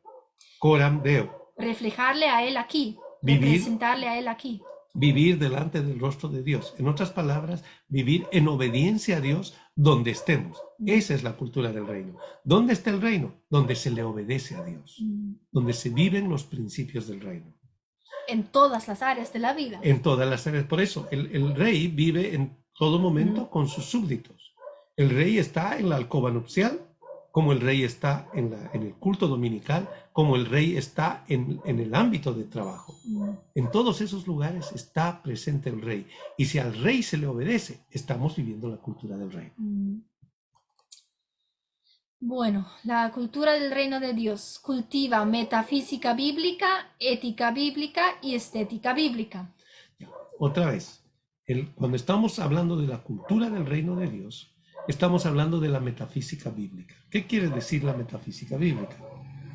Lo que va más allá de lo que nosotros podemos ver, la parte quizás diríamos espiritual, ¿no? O sea, es la presencia de Dios. Dios es espíritu. Y los que adoran tienen que adorarle en espíritu y en verdad. Ahora, no solamente se adora al Señor en espíritu y verdad cuando las canciones son lentas y suavitas. Ahora vamos a adorar al Señor.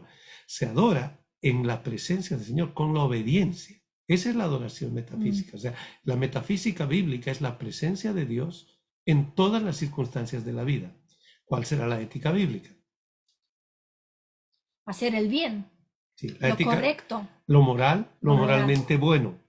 La ética bíblica es sencillamente hacer el bien, porque toda la ley está resumida en estas dos palabras. Amarás a Dios con todo tu corazón, con toda tu alma y con todas tus fuerzas.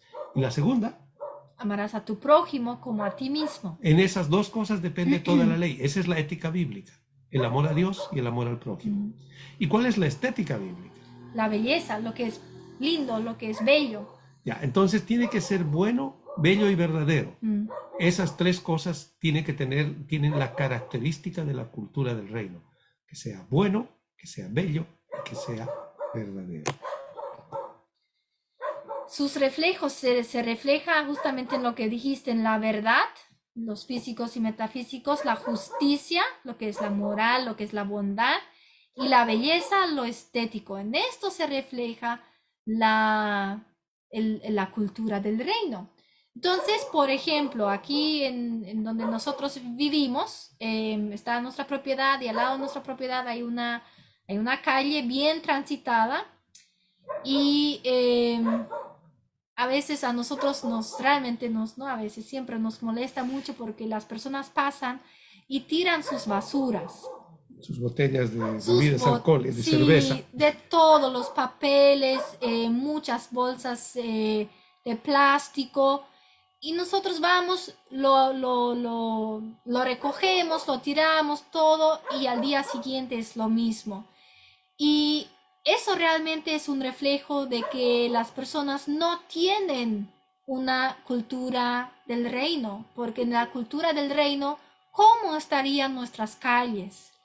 Sí, esa es la parte estética. La parte estética, la belleza, tú pasas por la calle y tú inmediatamente vas a poder darte cuenta si hay belleza o si hay desorden o si hay orden o cómo está estructurado, cómo se mantiene eso y con qué perspectiva se mantiene. ¿Es importante que las calles estén limpias? Y sí, por ejemplo, en un templo cristiano, qué triste sería que en el templo cristiano alrededor todo esté sucio. O las calles, ¿no? Entonces, se ve realmente en un barrio que hay cristianos viviendo ahí. Sí, justamente es eso, ¿no? Que el reino tiene que manifestarse no solamente los domingos en la iglesia, sino tiene que manifestarse cada día. Bueno, la cultura falsa, ¿no? Las mentiras que existen, las mentiras que están ahí. Lo verdadero, lo justo, lo hermoso, en contraste a la muerte, la esclavitud y el empobrecimiento. Una cultura falsa lleva a la muerte, lleva a la esclavitud, lleva al empobrecimiento. Una cultura que no es cultura del reino. Pero la cultura del reino apunta a lo verdadero, a lo justo, a lo hermoso. Bueno, la neutralidad moral, la cultura natural, ¿no? Los colores, texturas, sonidos, sabores singulares, todos deben ser celebrados y disfrutados. Eso todo es neutral. O sea, uno no necesita tener la cultura del reino para poder apreciar todo esto. aquí vamos otra vez al mandato cultural. Esto es muy importante y lo vamos a repetir y repetir y repetir, ¿no? El mandato cultural. Está también dentro del mandato cultural el mandato social, o sea, multiplicarse, tener hijos, formar familias, llenar la tierra. Y el mandato del desarrollo, que somos portadores de imagen de Dios y administradores que tienen que cultivar la hermosura y la abundancia. Cultura viene, la otra de las acepciones viene justamente de cultivar. La tarea de los hijos del reino, de los portadores de la imagen de Dios, es cultivar, o sea, llevar la hermosura y la abundancia a la creación. ¿Por qué? Porque somos portadores de la imagen de Dios. Imago Dei, imagen de Dios. Bueno, aquí ya vamos concluyendo con este tema porque creo que ya se nos está acabando también el tiempo. Sí. Tenemos unos 5 minutos más, creo. Bueno, la cosmovisión se expresa a través de la cultura. O sea, analizando la cultura te vas a dar cuenta cuál es la cosmovisión. Sí, la cosmovisión está directamente emparentada con la cultura, porque la cosmovisión refleja a quien adoramos y nuestra cultura es justamente ese reflejo de quien nosotros adoramos. Las actividades políticas, legales, económicas, el matrimonio, la familia, las prácticas de crianza de los hijos, etc., son todas expresiones de un estilo de vida dirigido por una confesión, o sea, por lo que creemos. Una confesión es algo en lo que nosotros creemos. Entonces, fíjense todos los elementos que hay: políticos, legales, económicos, matrimonio, familia, prácticas de crianza de los hijos. Esto es un resumen de lo que justamente era el Dios de la perspectiva bíblica. El Dios teísta bíblico es un Dios de todo. No es solo Dios apenas de las cosas espirituales. Es un Dios que está en todo, en el aspecto político, en el aspecto legal, en el aspecto económico, en el aspecto familiar, en el matrimonio, en la crianza de los hijos, en la educación, absolutamente en todo, en el entretenimiento. Entonces, Dios es Dios de todo, y eso es la cultura. Y el cristianismo debe operar como una influencia contracultural. Aquí entra la palabra, ¿por qué decimos cultura y contracultura? ¿Qué significa contracultura? Contracultura va de contramano a la cultura mala, a la cultura que no es la cultura del reino. Es un choque. La contracultura se opone, no se somete. Por eso la enseñanza de hoy es cultura, subcultura y contracultura. Una subcultura es cuando acá está la cultura, la subcultura se somete a la cultura. Y es lo que desafortunadamente con el posmodernismo, con el cual habíamos comenzado en esta charla, está pasando. Es decir, la cultura del posmodernismo tiene su subcultura cristiana, que tiene exactamente los mismos valores. Lo cristianizan. Se cristianiza y no cambia la cultura. La contracultura, en cambio, choca. La contracultura es una confrontación de la perspectiva bíblica y las perspectivas torcidas, las perspectivas que no vienen de la palabra, las perspectivas que vienen del diablo, del infierno mismo. Entonces es un choque. Y a lo largo de la historia, nuestros hermanos, los primeros cristianos, han sembrado con sangre, con sus vidas, siendo crucificados, perseguidos, matados, justamente porque tenían una cultura totalmente diferente a la cultura de ese entonces. Y esa contracultura fue la que produjo la transformación y el avance del Evangelio. La Iglesia debe recobrar el Evangelio en sus propios términos, como la verdadera y completa narrativa del mundo y como la declaración de la meta final de la historia cósmica. Hemos perdido, al ser una subcultura, hemos perdido la posibilidad de colocar los principios, los conceptos del reino en la cultura común, ¿no? ¿Por qué cuando hablamos de completa narrativa? La verdad la tiene la palabra del Señor. Nosotros tenemos a nuestro alcance la verdad que está escrita en lo que Dios nos ha dejado como revelación. Y es una verdad completa, no es que es parcial para algunas cosas, sino que hay verdad, hay principios para todo. Es una verdad completa. Y si esa verdad completa penetra la cosmovisión de las personas, penetra la cultura de los países, esos países, esas naciones tienen la esperanza de que el reino de Dios se pueda manifestar dentro de su sociedad. Es un gran desafío, ¿no? Sí, pero ese es el llamado que tenemos todos los hijos de Dios. Y tenemos que estar conscientes de que vivir la contracultura, viviendo la contracultura, vamos a confrontar a lo que es la cultura que nos rodea, que no es fácil eso, pero eso es lo que hizo Jesús. Eso es, si estudiamos la vida de Jesús, él vivió contracultura. Sí. Y nosotros somos llamados a hacer lo mismo. Sí. Y no someternos a la cultura que está reinando ahora mismo, ¿no? Está en boga. Sí. Aquí para aplicar algunas preguntas.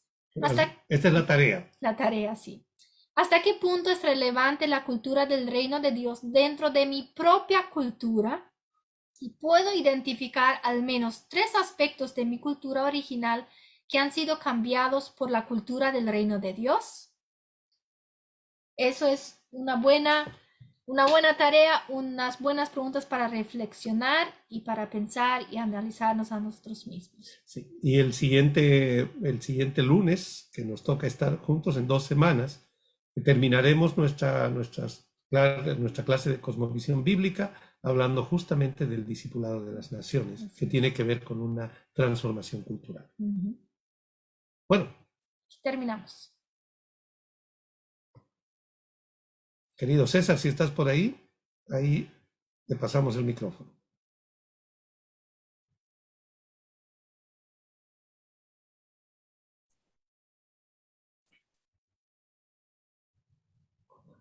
Wow, tremendo tema el día de hoy, queridos hermanos, tremendo. Dice la palabra en Marcos 11:12, ¿no? Desde el día de Juan el Bautista hasta ahora el reino de los cielos sufre violencia y los violentos la arrebatan. Eso sería la contracultura que ahora estamos estudiando. Sí, ¿no? Es una cosmovisión bíblica fundamentada. Tremendo, hermanos, gracias por esta enseñanza. Y ahora vamos a pasar al tiempo de preguntas y respuestas, ¿no? Así que les invitamos, queridos amigos que están conectados en esta noche, a que puedan, ¿no? Empezar a través del chat, ¿no?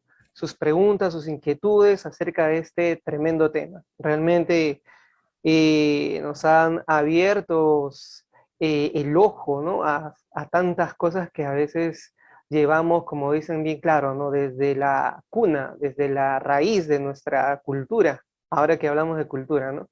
Espectacular. Por ejemplo, acá yo tengo una pregunta. ¿Existe la psicología cristiana? Porque a veces vemos en el ámbito pastoral que en un momento de su vida ellos toman la decisión de continuar estudios universitarios en psicología, ¿no? Entonces la pregunta sería, ¿no? ¿Existe realmente la psicología cristiana?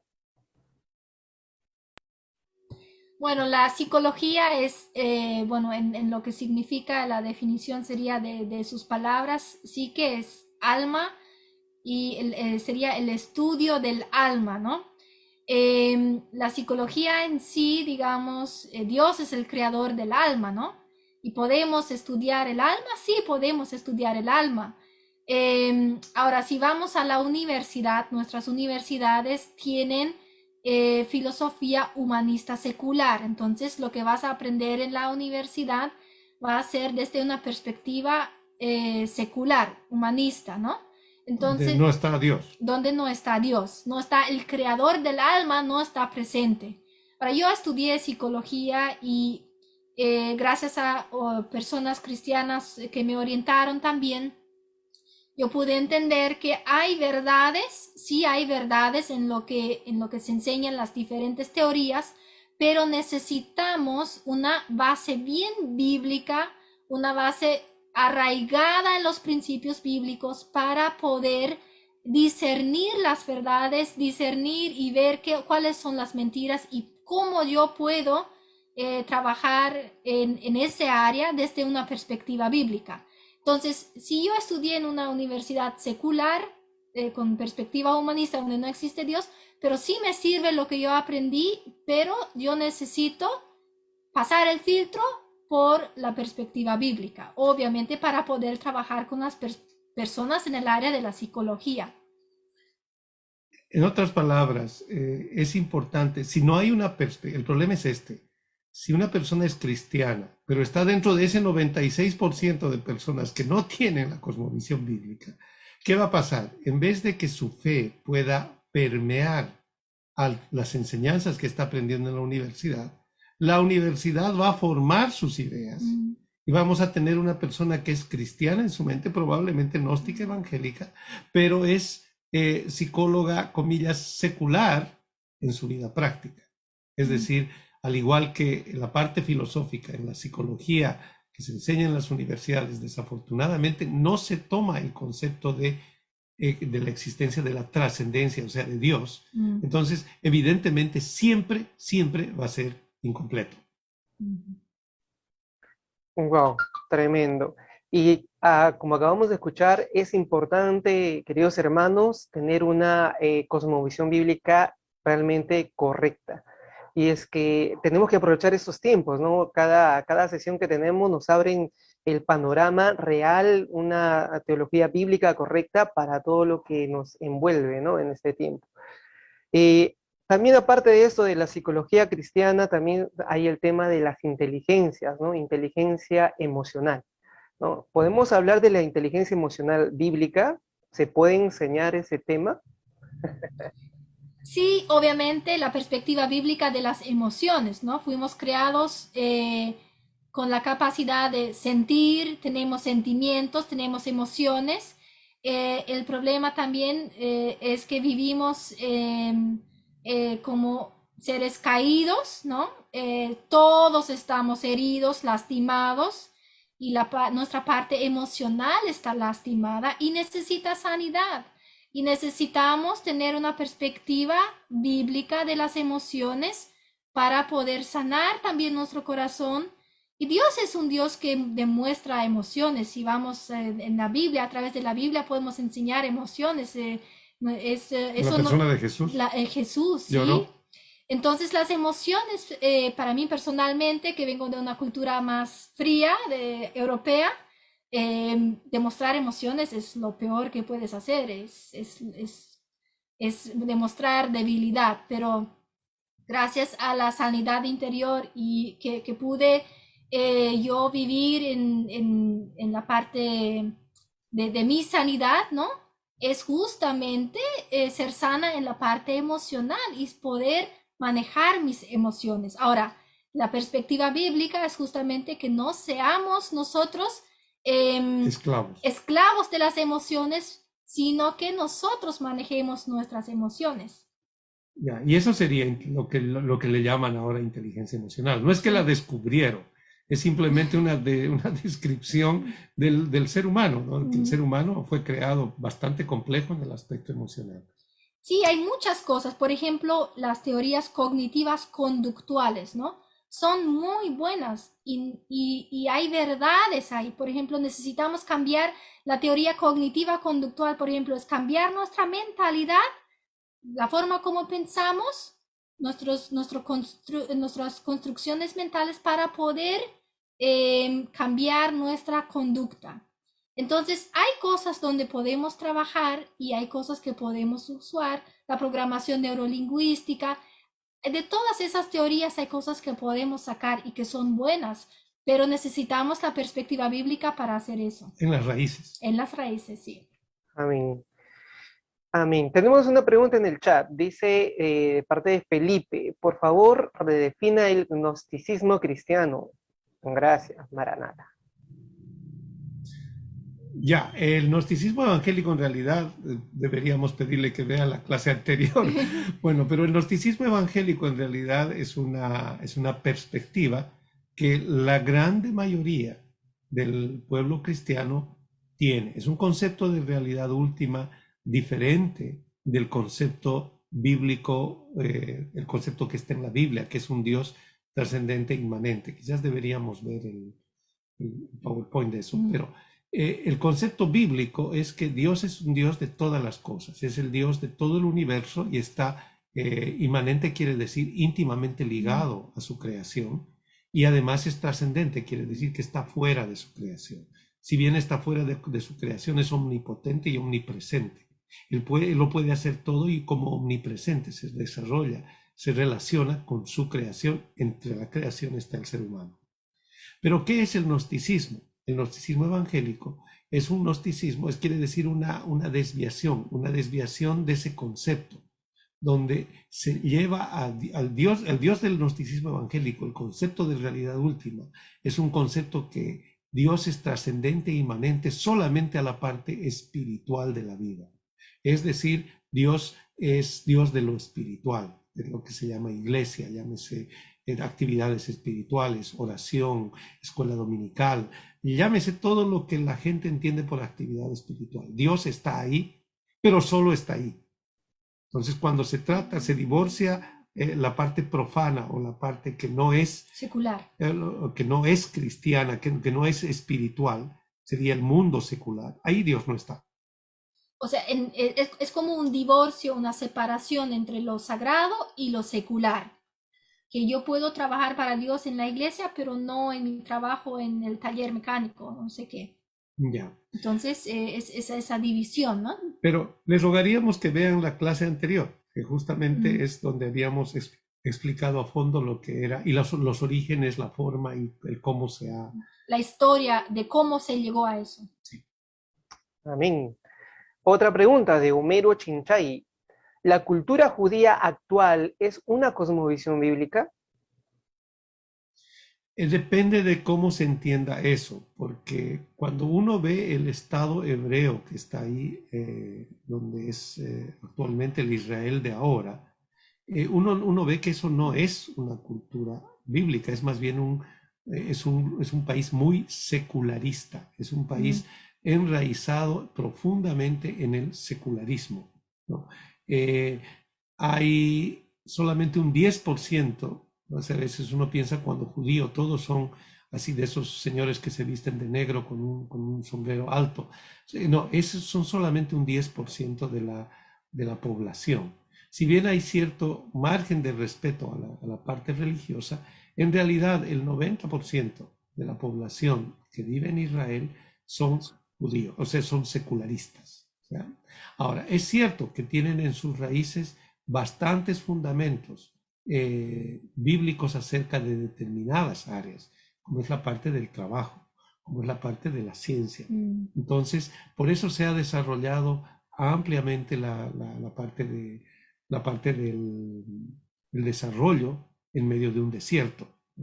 Entonces, hay elementos bíblicos en su manera de pensar original que han sido los que han sostenido el desarrollo de Israel. Amén. Otra pregunta en el chat, vemos de Baruch. Por favor, ¿cómo sustentamos bíblicamente el sistema económico que es el capitalismo en el teísmo bíblico? Ya. Yo creo que eso lo vamos a dejar para la siguiente clase, porque es muy corto para que lo hablemos ahora. Pero vamos a hablar justamente de eso, ¿no? Ahora, entiéndase que cuando se habla de capitalismo, tenemos que distinguirlo de lo que sería el capitalismo, vamos a llamar bíblico, o capitalismo con fundamento bíblico, diferencia del capitalismo salvaje, que es el que tanto daño o tanta mala onda tiene aquí en nuestra Latinoamérica. Entonces, yo preferiría que lo dejemos para todo el análisis para nuestra siguiente clase, donde justamente vamos a hablar acerca del discipulado de las naciones y todo eso. Amén. De David Zamora, dice así: la definición de mayordomía, según el libro citado, ¿tiene sustento bíblico? El hombre como fuente de la riqueza. Y en la parte, si obedezco, tengo abundancia, y si uno peca, es pobre. ¿Se refiere a lo material o a lo espiritual? En la práctica podemos ver creyentes obedientes que tienen lo mismo material o, en el caso extremo, también personas incrédulas que tienen abundancia en lo material. Bueno, en el concepto de mayordomía justamente viene del mandato de Dios de que el hombre, ¿cómo era la palabra? Administre, ¿sí? Y ¿cómo se llama? Subcreadores. Sí, Co-creador. Co-creador, ¿no? Y sí, la base bíblica sería justamente en Génesis, esos versículos que pusimos, Génesis 1, versículo 27, 26, 27 y 28, ¿no? Ajá. Entonces ahí es donde Dios le dice al hombre lo que tiene para hacer.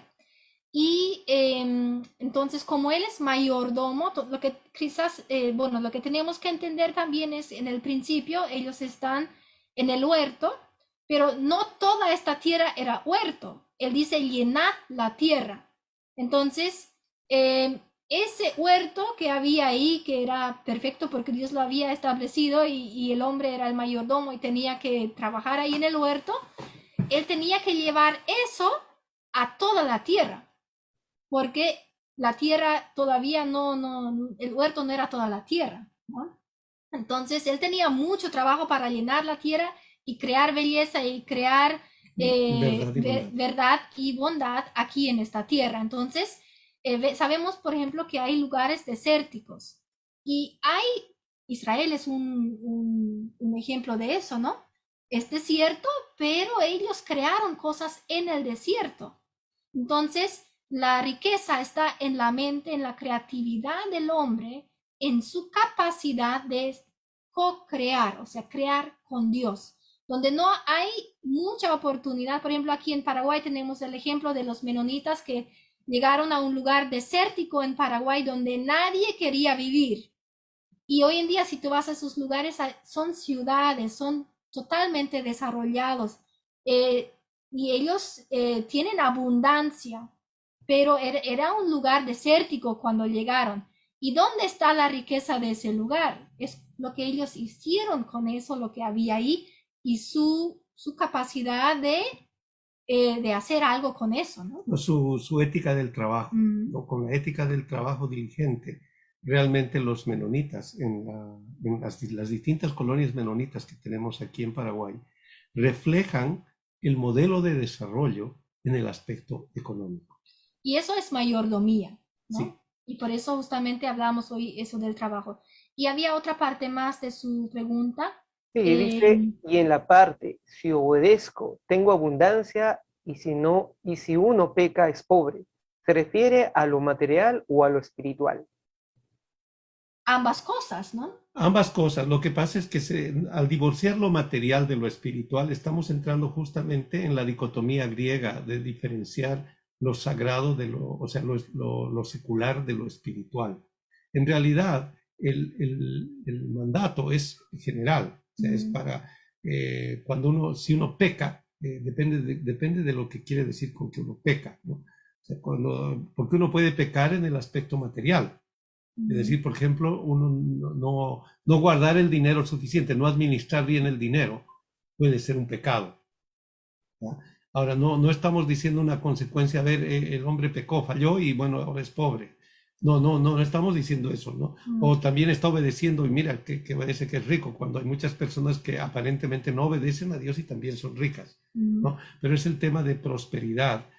Hay una prosperidad que es la prosperidad virtuosa, o sea, la prosperidad bíblica, donde la prosperidad es fruto del trabajo, es fruto de la obediencia al Señor en los principios del trabajo, en los principios de la economía. Y lo podemos ver en la Biblia, en la historia del pueblo de Israel. Cuando ellos vivían en obediencia a Dios, obedeciendo las leyes, obedeciendo los mandamientos, les iba bien y les iba bien económicamente. Tuvieron sus mejores años en la parte de desarrollo económica cuando obedecían la ley de Dios. Pero en el tiempo que ellos decidieron desobedecer y se alejaban de Dios, obviamente se mantenía la misericordia de Dios, pero llegó a un punto donde no iba más. Sí, venían las calamidades, venía una serie de situaciones que los llevaban otra vez en ese tire y afloje de disciplina que Dios ejercía sobre su pueblo. Entonces yo creo que tenemos que elaborar un poquitito más la pregunta, porque el pecado, por supuesto, que produce pobreza, pero tenemos que diferenciar las áreas en las cuales estamos hablando. Amén. Bueno, también tenemos una pregunta de Jerky. Jerky o Herli. Uno dice, ¿cómo hacemos o creamos ciencia sin caer en el humanismo? Considerando que toda ciencia proviene de Dios y que una vez puesto en el tapete académico termina convirtiéndose en humanismo. ¿En qué? Aquí. Termina convirtiéndose en humanismo. Ah, ya. Bueno, es que pasa lo siguiente, a veces cuando se habla de la parte científica, toda la parte de ciencias, es como que en los últimos 200 años los cristianos se han alejado de la universidad, en realidad, se han alejado. Entonces los cristianos han pasado desapercibidos, cuando en realidad las bases de los métodos científicos, las bases del conocimiento actual sobre los cuales se han elaborado y se ha edificado la ciencia, son conceptos cristianos y personas cristianas que han establecido esas bases, ¿no? Por eso muchas veces se toma como humanista toda ciencia, cuando en realidad toda ciencia es cristiana, es La bíblica. ciencia en sí tiene su raíz en el cristianismo, no al revés. Entonces tenemos que partir de ahí. Por ejemplo, ¿cómo no caer al humanismo? En la ciencia, ¿cómo es la herramienta principal de la ciencia? Es la observación, ¿no?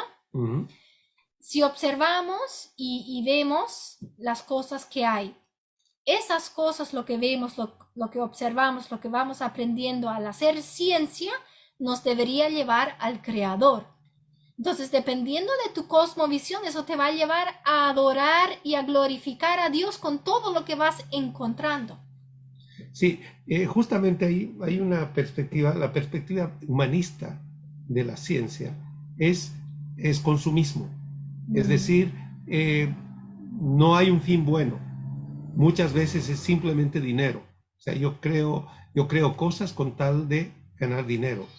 Pero la perspectiva bíblica es observación, estudio, pero con un fin bueno, glorificar a Dios, es decir, bendecir a la creación, bendecir a los congéneres, a los seres humanos.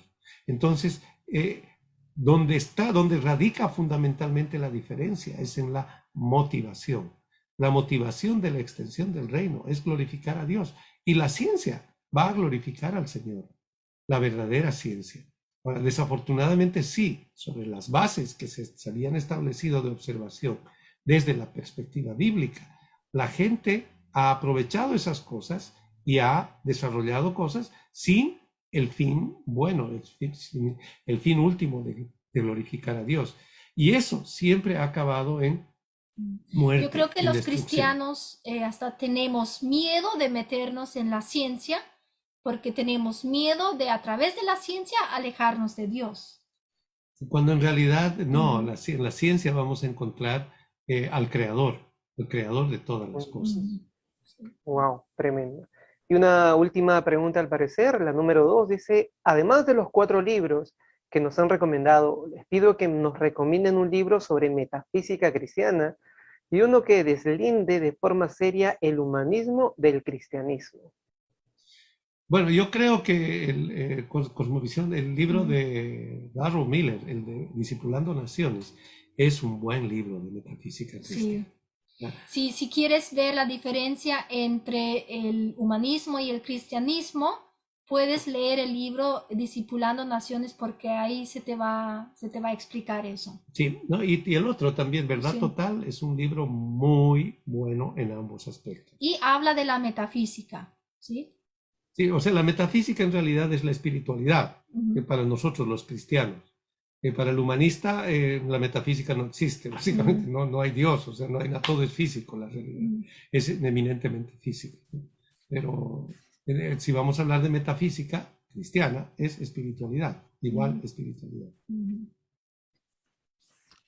Amén. Creo que ahí acabamos con las preguntas. Pastor César, Muchas gracias, Yesenia, muchas gracias, René. Mira, todos los que estamos presentes, quisiera mencionarles que este es un esfuerzo que queremos hacer, no solamente ahora. Me agrada mucho el interés que ustedes todos tienen y hemos dicho que queremos ahora seguir estas clases. La clase no termina de aquí a 15 días. Tendremos otra segunda etapa donde seguiremos profundizando este tema que es de importancia y es vital para poder nosotros transformar nuestras vidas, la iglesia y nuestra sociedad. Los libros de los que estaban hablando son estos que les voy presentando, ¿no? Este es el libro de Verdad Total, ¿no?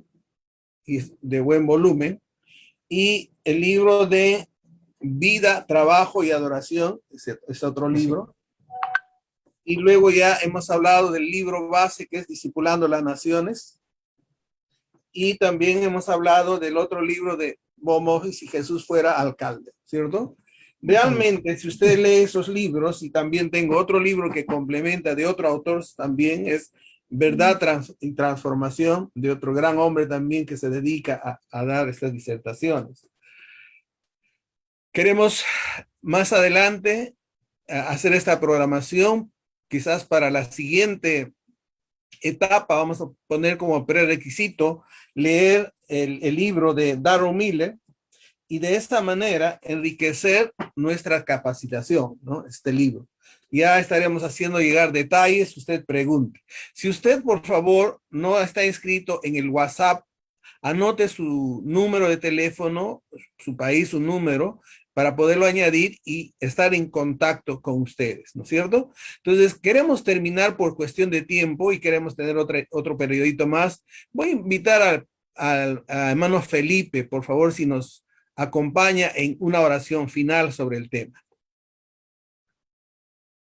Con mucho gusto, amados hermanos, es verdaderamente un gozo poder haber participado en este tema y con los hermanos que han dado su disertación tan sabiamente. Ha sido de gran bendición para mí y yo creo que vamos a continuar uniéndonos a todo lo que ustedes están haciendo. Entonces, vamos en oración. Señor y Padre nuestro, te agradecemos por este momento, Señor, que hemos podido participar y por medio de tu Santo Espíritu hemos podido, cada uno de nosotros, recoger lo que necesitábamos, Señor. Te pedimos que tú bendigas a nuestros hermanos que han disertado, que bendigas al hermano Momani que está organizando esta situación según lo que yo creo. Y te ruego, Señor, que continúes con este tipo de esfuerzo, que bendiga, Señor, a los que están participando y que la próxima vez seamos aún más. Invitemos a nuestros hermanos y hermanas a unirse, Señor, a este esfuerzo maravilloso. Te rogamos todo esto en el nombre de nuestro Señor y Salvador Jesucristo. Amén y amén.